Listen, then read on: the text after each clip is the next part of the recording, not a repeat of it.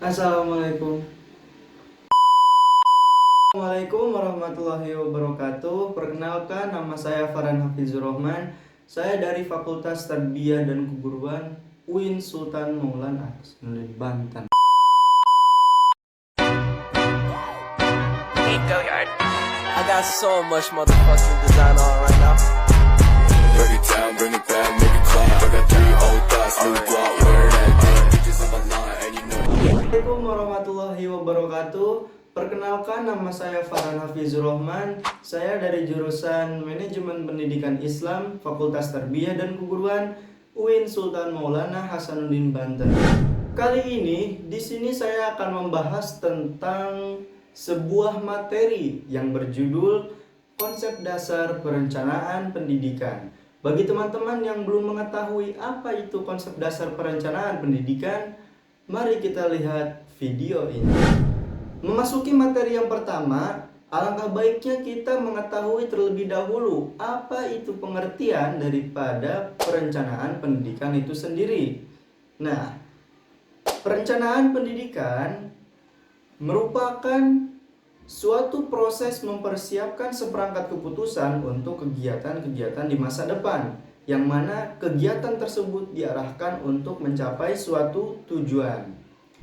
Nah, tentunya untuk mencapai suatu tujuan tersebut harus adanya suatu cara-cara yang optimal. Seperti kita bisa melihat kepada perkembangan teknologi zaman sekarang, kemudian juga bisa dengan cara menjaga sarana dan prasarana, dan bisa juga dengan cara meningkatkan pendidikan serta keterampilan yang ada pada diri kita masing-masing. Selanjutnya, ruang lingkup perencanaan pendidikan. Nah, seberapa luas sih jangkauan daripada perencanaan pendidikan? Ruang lingkup perencanaan pendidikan tentunya memiliki jangkauan yang cukup luas dan dapat ditinjau dari berbagai aspek. Antara lain, di sini mari kita sama-sama tinjau melalui aspek yang spesial, yaitu perencanaan pendidikan yang memiliki sebuah karakter, di mana karakter tersebut berkaitan dengan ruang dan tempat atau batasan waktu. Perencanaan pendidikan ini terbagi menjadi 3. Yang pertama, perencanaan pendidikan nasional. Apa sih perencanaan pendidikan nasional? Yaitu mencakup seluruh proses usaha layanan pendidikan yang dilakukan oleh pemerintah pusat. Nah, ada yang kedua yaitu perencanaan pendidikan regional. Apa itu perencanaan pendidikan regional? Perencanaan pendidikan regional yaitu perencanaan pendidikan yang dibuat dan diberlakukan dalam wilayah regional tertentu. Misalnya, perencanaan pendidikan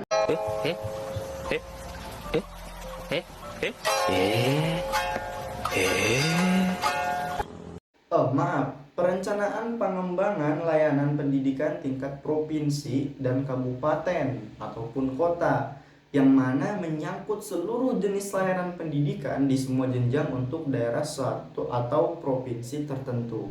Yang ketiga, ada perencanaan pendidikan kelembagaan.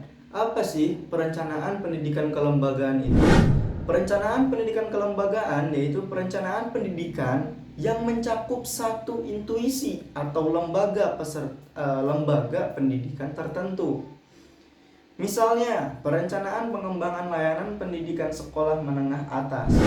Nah, jadi ruang lingkup pendidikan ini jika dilihat dari aspek yang spesialnya itu bisa dibagi ataupun terbagi menjadi 3. Yang pertama, perencanaan pendidikan nasional. Yang kedua, perencanaan pendidikan regional. Dan yang ketiga, perencanaan pendidikan kelembagaan. Materi selanjutnya, di sini kita akan mengetahui apa sih tujuan daripada perencanaan pendidikan tersebut. Secara rinci, ada beberapa tujuan perencanaan pendidikan. Antara lain, standar pengawasan pola perilaku pelaksana pendidikan, yaitu untuk mencocokkan antara pelaksanaan atau tindakan pemimpin dan anggota organisasi pendidikan dengan program atau perencanaan yang telah disusun. Kemudian Mengetahui kapan pelaksanaan perencanaan pendidikan itu diberlakukan dan bagaimana proses penyelesaian suatu kegiatan layanan pendidikan. Dan yang terakhir, mengetahui siapa saja yang terlibat dalam pelaksanaan program atau perencanaan pendidikan, baik aspek kualitas maupun kuantitasnya, dan baik menyangkut aspek akademik maupun aspek non-akademik.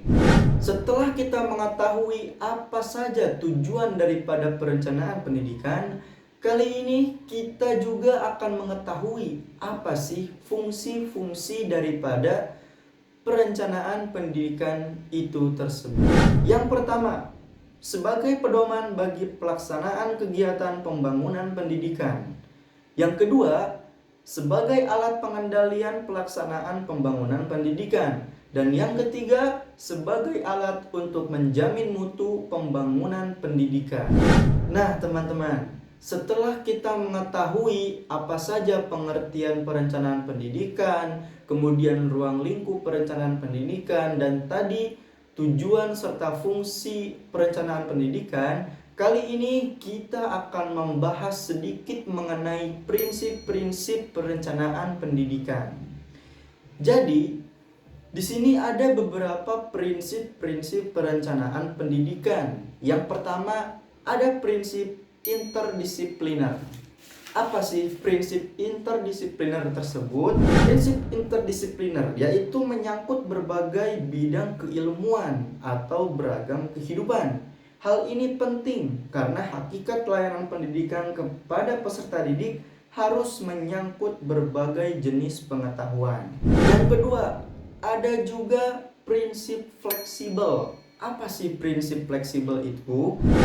Dalam pengembangan kurikulum harus mengusahakan agar yang dihasilkan memiliki sifat luas ataupun lentur dan fleksibel dalam pelaksanaannya.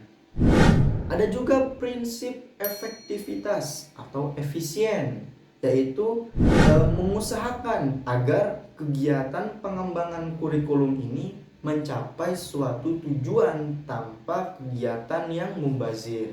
Ada juga prinsip progress of change, yaitu terus mendorong dan memberi peluang kepada semua warga sekolah untuk berkarya dan bergerak maju ke depan.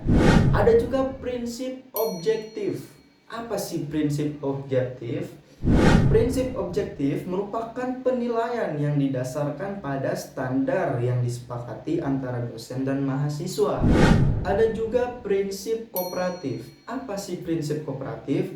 Prinsip kooperatif yaitu membuat kelompok kecil dan saling mengajar sesamanya untuk mencapai suatu tujuan. Dari sekian banyaknya prinsip-prinsip yang ada di dalam perencanaan pendidikan, tentunya prinsip kooperatif lah yang sering kita jumpai ataupun yang sering kita lakukan di kehidupan kita sehari-hari selaku mahasiswa. Selanjutnya, seberapa penting sih perencanaan pendidikan itu? Tentunya perencanaan pendidikan ini sangatlah penting, terkhusus bagi para remaja-remaja. Mengapa? Karena berfungsi sebagai arah untuk menata masa depan sehingga kegiatan-kegiatan yang terkait pendidikan yang direncanakan nantinya dapat berjalan dengan lancar. Baiklah teman-teman, mungkin cukup sekian dari saya. Apabila ada suatu materi yang belum diketahui ataupun belum bisa dipahami, jangan lupa tulis di kolom komentar.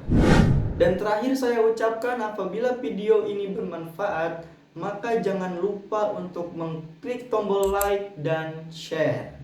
Mungkin sekian dari saya. Wassalamualaikum warahmatullahi wabarakatuh. Bye-bye. Audio Jungle.